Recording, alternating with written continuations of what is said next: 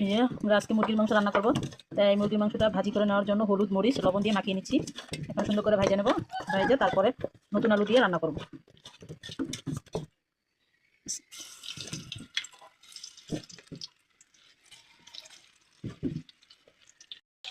এটা মাংসগুলো এখন আমি দিয়ে দিচ্ছি। কয়েকটা হয়ে গেছে, এখন নামিয়ে নিচ্ছি।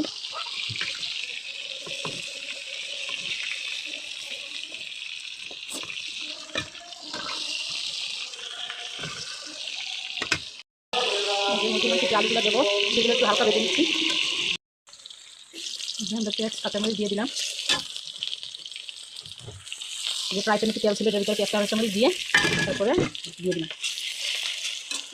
যে ঠ্যাঙ্গা এলাচ লং দিয়ে দিলাম। এখন দিয়ে দিব আদা বাটা, তারপরে দিয়ে দিলাম রসুন বাটা, দিয়ে ভালো করে কষিয়ে তারপরে মাংস আর আলু দিয়ে দেবো। এখন দিয়ে দেবো হলুদ গুঁড়ো, তারপরে মরিচের গুঁড়ো, তারপরে লবণ দিয়ে ভালোভাবে কষিয়ে নেব। এখন হালকা একটু পানি দিয়ে দেবো।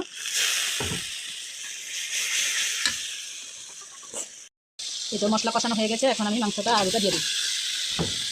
অনেকক্ষণ নেড়ে চেড়ে মাংসটা কষাবো, তারপরে পানি দিয়ে দেবো। এই তো আমাদের মাংসটা কষানো হয়ে গেছে, হালকা একটু জিরা গুঁড়ো দিয়ে দিলাম। এখন অনেকক্ষণ নেড়ে চেড়ে তারপরে পানি দিয়ে দেবো। এই তো আমাদের মাংসটা সুন্দরভাবে কষানো হয়ে গেছে, এখন আমরা পানি দিয়ে দেবো।